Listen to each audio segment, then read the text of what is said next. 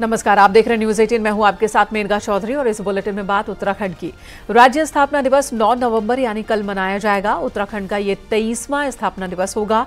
हर जिले में कार्यक्रम आयोजित किए जाएंगे, लेकिन देहरादून में राज्य स्थापना दिवस का मुख्य समारोह होगा। कल उत्तराखंड 23 साल का हो जाएगा। वहीं आरक्षण पर गठित प्रवर समिति की रिपोर्ट कल सौंपी जाएगी। राज्य आंदोलनकारियों को कल सौगात मिल सकती है। सभी को एक समान पेंशन देने की कल घोषणा हो सकती है। अभी 4,500 और 6,000 रुपए हर महीने पेंशन के रूप में मिलते हैं। वहीं राज्य में कुल 11,407 चिन्हित राज्य आंदोलनकारी हैं, जिनमें सबसे ज्यादा देहरादून में 4,164। इसके अलावा कई अन्य घोषणाएं भी हो सकती हैं, जिनमें राज्य के लोगों को बड़े तोहफे मिल सकते हैं।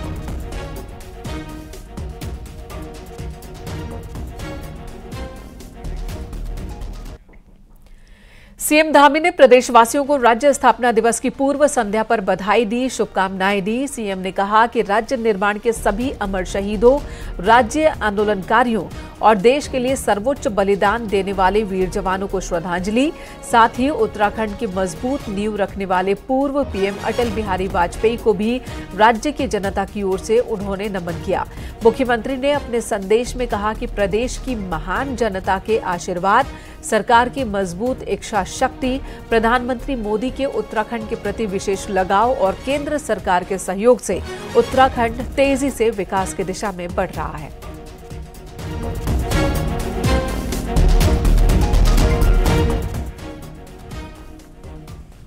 कल पूरे प्रदेश में कार्यक्रम होने हैं। देहरादून में भी खास कार्यक्रम होगा। भव्य तौर पर मनाए जाने की तैयारी पूरे प्रदेश में है। आज देहरादून में शहीद स्मारक, आंदोलनकारियों की प्रतिमाओं की सफाई की गई। कई पार्कों में 4 घंटे का सफाई अभियान चलाया गया।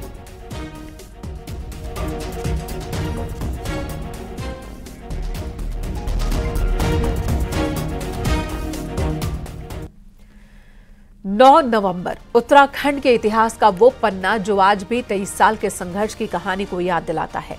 कई ऐसे आंदोलनकारी परिवार हैं जो इंसाफ की आस में अब भी आस लगाए बैठे हैं, और कई तो ऐसे हैं जो आखिरी दम तक लड़ते रहे और आज उनके घरों पर ताले लगे हैं।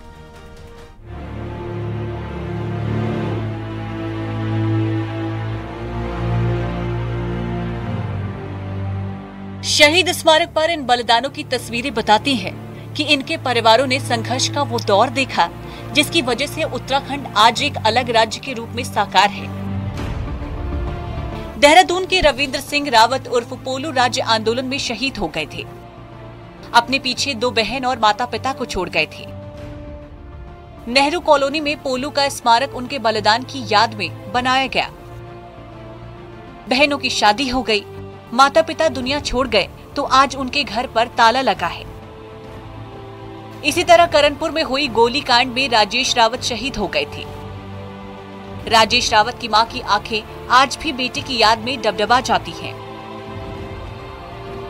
कुछ बदला तो हुआ, जैसे सड़कें बने और कहीं कुछ थोड़ा तो हुआ, पर जैसा होना चाहे वैसे नहीं हुआ अभी। और उन्होंने अपने बलिदान दिया तो इसलिए दिया कि हमारा अच्छा सा उत्तराखंड बने। अच्छा। वहीं कई राज्य आंदोलन का हिस्सा रही पहाड़ की महिलाएं संघर्षों को आज भी याद कर रही हैं। परिवार वालों की ताने, पिटाई आज भी उन्हें संघर्ष के दिन की याद दिलाती है।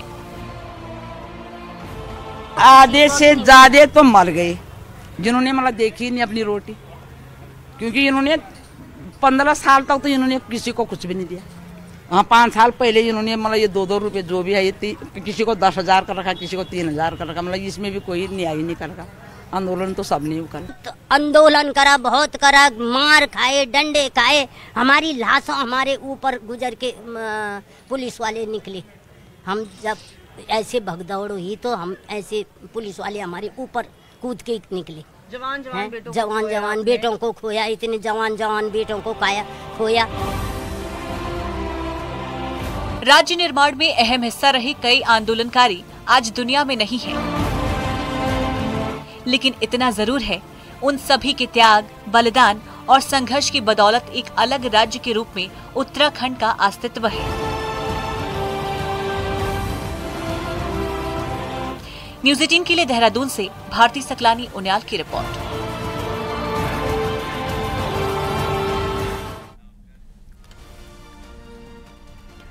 इधर राष्ट्रपति द्रौपदी मुर्मू ने बद्रीनाथ धाम में भगवान बद्र विशाल के दर्शन किए और विशेष पूजा अर्चना की। साथ ही देश की खुशहाली और समृद्धि की उन्होंने कामना की। इस दौरान सीएम धामी, राज्यपाल गुरमीत सिंह उनके साथ थे। पहली बार बद्रीनाथ पहुंची राष्ट्रपति द्रौपदी मुर्मू का आर्मी हेलीपैड पर राज्यपाल गुरमीत सिंह और सीएम धामी ने स्वागत किया। बीजेपी कई नेता मौजूद थे। उस वक्त राष्ट्रपति द्रौपदी मुर्मू तकरीबन 1 घंटे तक धाम में रही और उसके बाद आर्मी के हेलीकॉप्टर से श्रीनगर के लिए रवाना हो गए।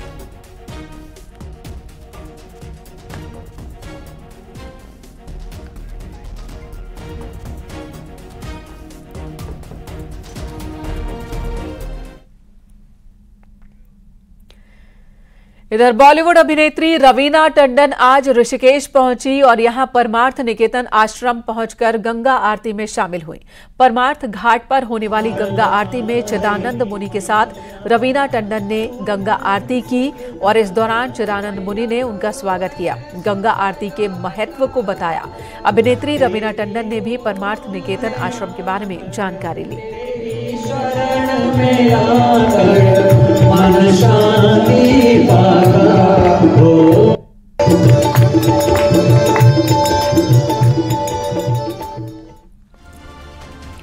इधर नैनीताल पालिका कर्मचारी दीपावली में भी सैलरी के लिए भटक रहे हैं। पिछले कई महीनों से सैलरी नहीं मिली, अब कर्मचारियों का गुस्सा उबाल पर है। आज पालिका कर्मचारियों ने ईओ पालिका का घेराव किया, दीपावली से पहले सैलरी दिए जाने की मांग की।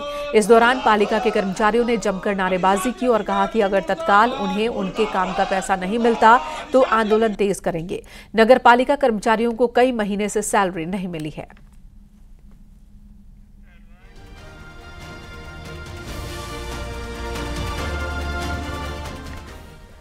हवाई सेवा और बेस हॉस्पिटल शुरू करने की मांग को लेकर पिथौरागढ़ के विधायक मयूख मेहर ने आंदोलन किया और उनके आंदोलन को समर्थन देने के लिए कई दूसरे विधायक भी सामने आ गए हैं। अल्मोड़ा के विधायक मनोज तिवारी, लोहाघाट के खुशहाल अधिकारी और धारचूला के हरीश धामी ने धरने में बैठकर समर्थन दिया। साथ ही चंपावत के पूर्व विधायक हिमेश खरकवाल पिथौरागढ़ के विधायक की मांगों को जायज बता रहे हैं। कांग्रेसी विधायकों का आरोप है कि सरकार विपक्ष के विधायकों के साथ सौतेला व्यवहार कर रही है, जिस वजह से चुने हुए जनप्रतिनिधियों को आंदोलन का रास्ता लेना पड़ा है। कांग्रेस के विधायक विराजमान हैं और जो काम त्वरित गति से होने चाहिए थे उनकी अनदेखी की जा रही है। और आज हम सब लोग यहाँ पर माननीय मयूख मेहर जी और इस कांग्रेस जन और प्रदेश के हमारे इस विधानसभा की जो जनता है उनका जो ज्वलंत विषय है उनको लेके यहाँ समर्थन देने आए हैं। अगर ये एयरपोर्ट चलता है तो निश्चित तौर पर चंपावत से लेके अल्मोड़ा, बागेश्वर और पिथौरागढ़ तो पूरे जिले को फायदा होना ही होना है। तो इन सब लोगों की सुविधाओं के लिए वो जो यहाँ पर धरने में बैठे हैं, जो त्याग कर रहे हैं, उसके लिए सबसे पहले मैं उनका धन्यवाद करता हूँ। दूसरा जो बेस हॉस्पिटल का मामला है, यह आप सब देखते हैं कि पिथौरागढ़ हमारा जो हॉस्पिटल है एक रिफर सेंटर बन गया है। भारतीय जनता युवा मोर्चा ने पिथौरागढ़ के कांग्रेस विधायक मयूख मेहर का पुतला दहन किया। यूथ मोर्चे का कहना है कि विधायक मयूख मेहर चुनावी लाभ के लिए धरने पर बैठे हैं। साथ ही मोर्चे ने विधायक पर पीएम मोदी, सीएम धामी को गलत बयानबाजी का आरोप लगाया कि उन पर गलत टिप्पणी की गई है। युवा मोर्चा ने साफ कहा कि अगर कांग्रेसी विधायक बीजेपी के शीर्ष नेतृत्व के खिलाफ गलत बयानबाजी करते हैं तो आने वाले दिनों में विरोध भी तेज होगा। नहीं चलेगी, नहीं चलेगी। एक चुनावी माहौल है, चुनावी माहौल कांग्रेस पार्टी का समाप्त हो चुका है, उसको बनाए रखने के लिए ये कर रहे हैं और इसमें कोई भी सत्यता नहीं है। इसकी युवा मोर्चा घोर निंदा करती है। मंगलवार को उत्तराखंड के कॉलेजों में हुए छात्र संघ चुनाव क्या बीजेपी और कांग्रेस के लिए कुछ संकेत लेकर आए हैं? ये सवाल इसलिए क्योंकि दोनों पार्टियां छात्र संघ चुनाव नतीजों को अपने अपने तरीके से देख रही हैं।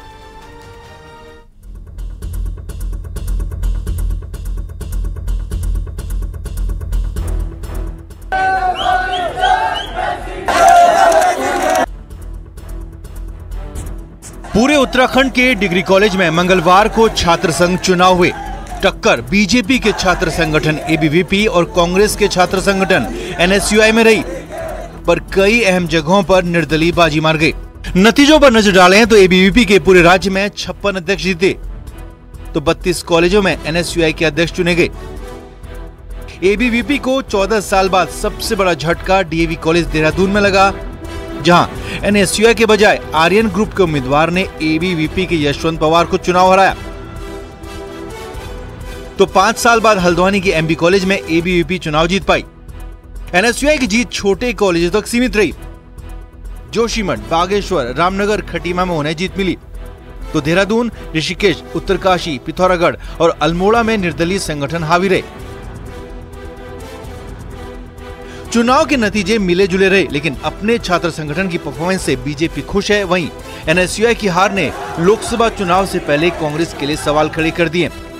और सबसे बड़ा सवाल कि आखिर यूथ का मूड किस तरफ है। कुछ कॉलेज हारने की, जीतने की, देखिए ये लोकतांत्रिक प्रक्रिया है, अच्छी तैयारी होती है तो हम जीत जाते हैं। लेकिन ओवरऑल अगर एबीवीपी की परफॉर्मेंस आप देखें तो वो हर साल बढ़ती जा रही है, दायरा बढ़ता जा रहा है। हमारे दूर दराज के पहाड़ के क्षेत्रों में भी एबीवीपी बड़ी बढ़त बना रही है। तो यूनिवर्सिटीज के कैंपसेस के चुनाव में आप प्रेडिक्शन नहीं कर सकते कि कोई दलीय आधार पर चुनाव जीतेगा। बहुत सारी जगह कर्णप्रयाग में, रामनगर में, कई स्थानों में, बड़े महाविद्यालयों में कांग्रेस के एनएसयूआई के प्रत्याशी जीते हैं। चुनाव कॉलेज कथा पर रिजल्ट का मैसेज दोनों राष्ट्रीय पार्टियों के लिए है कि युवाओं का भरोसा कम हुआ तो इसका असर लोकसभा चुनाव के रिजल्ट पर दिख सकता है। देहरादून से न्यूज़ 18 के लिए दीपांकर भट्ट की रिपोर्ट।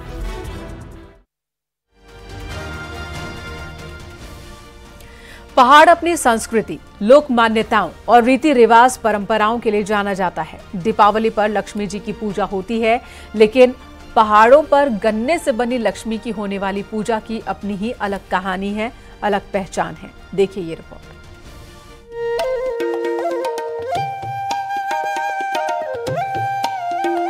महालक्ष्मी पूजन में पहाड़ की एक गन्ने से लक्ष्मी की मूर्ति से होने वाली पूजा खासा प्रचलन में है। सालों से चली आ रही परंपरा आज भी कायम है। कुमाऊं अंचल में घर घर में गन्ने से लक्ष्मी की ऐसी ही मूर्ति तैयार की जाती है, जिसमें 3 भागों में गन्ने को काटा जाता है, जिसके बाद कांसे की थाली में चावल, अनाज रख मूर्ति का निर्माण किया जाता है। नींबू से मां लक्ष्मी का मुखौटा तैयार कर इसे घूंघट में रखा जाता है।